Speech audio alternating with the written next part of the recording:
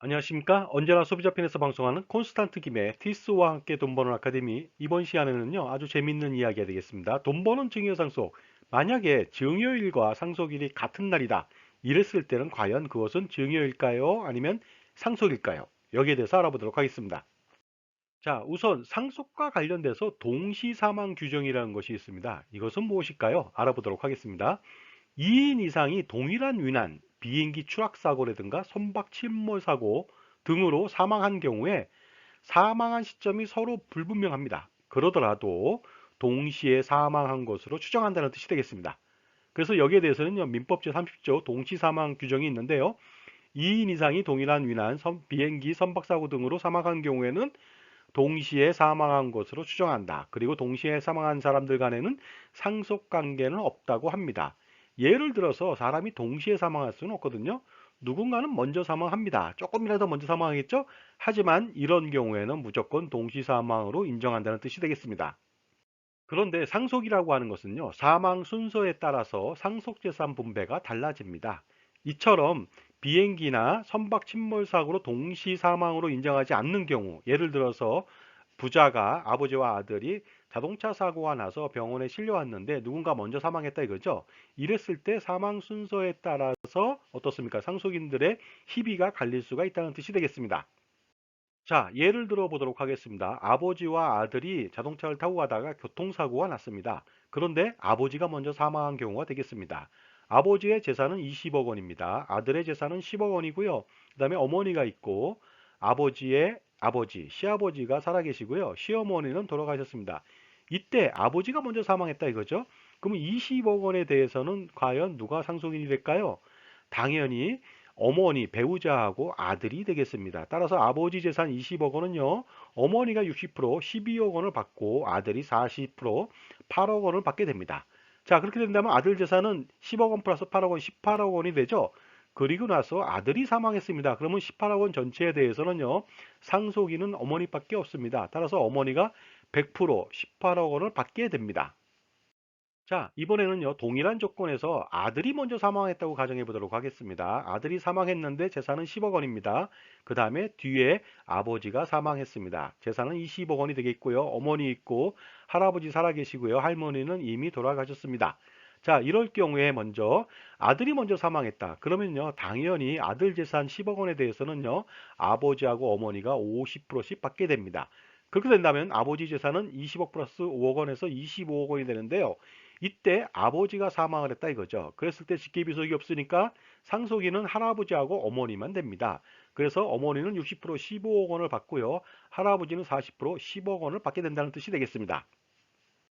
자, 그런데 위난의 형태가 자동차 사고가 아니라 비행기 추락, 그 다음에 선박 침몰이었습니다.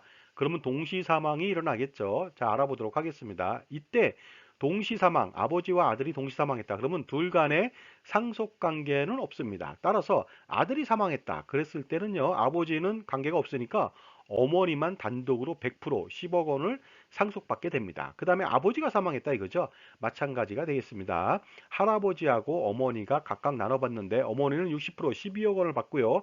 할아버지는 40% 8억 원을 받게 됩니다.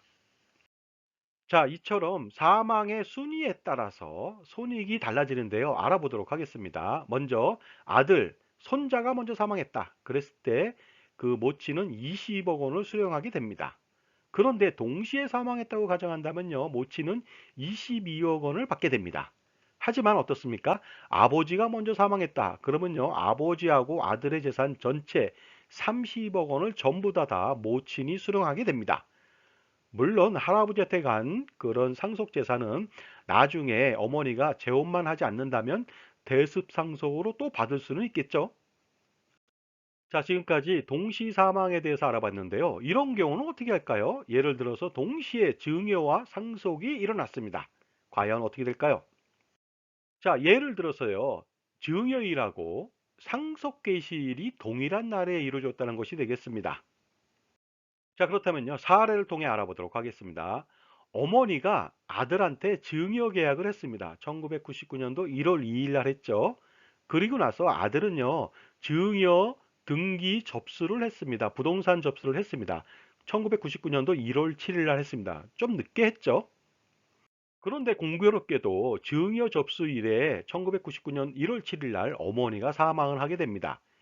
자, 이랬을 때 과연 이것은 증여일까요? 상속일까요? 만약에 증여로 인정된다. 그러면 아들은 해당 부동산을 증여받고 증여세를 납부하면 되겠습니다. 그 다음에 10년 안에 사망했기 때문에 증여재산은 다시 상속재산에 합산되죠. 그렇게 해서 상속세를 산출하면 되겠습니다. 그랬을 때 증여재산가액에 대해서는요, 다른 상속인들하고 협의 분할 대상은 아닙니다. 물론 이때는 증여세와 그 다음에 상속세에 따라서 취득세를 이중으로 납부하게 됩니다. 하지만 그 증여재산은 이미 증여됐기 때문에 나머지 상속재산에 대해서 증여받은 사람도 법정 상속분에 대해서 지분별로 상속이 가능하다는 점이 유리하다고 볼 수가 있습니다. 자, 그런데 만약에 이것이 증여가 아니라 상속이라고 판정하면 어떤 일이 벌어질까요? 당연히 증여는 이루어지지 않았습니다. 따라서 증여세는 미산출할 것이고 증여와 관련돼서 취득세도 산출하지 않겠죠. 다만 증여하려고 했던 이 재산은 상속재산에 합산돼 가지고 상속세를 산출하게 됩니다. 그렇기 때문에 증여하려고 했던 재산은 바로 협의분할 대상이 되겠습니다. 그리고 전체 상속재산에서 법정 상속인별로 지분별로 상속을 하면 되겠습니다. 그래서 증여받은 아들이 질의를 했습니다. 과연 자신이 받은 것은 증여일까요? 상속일까요? 여기에 대한 질의인데요. 자신은 이렇게 주장합니다.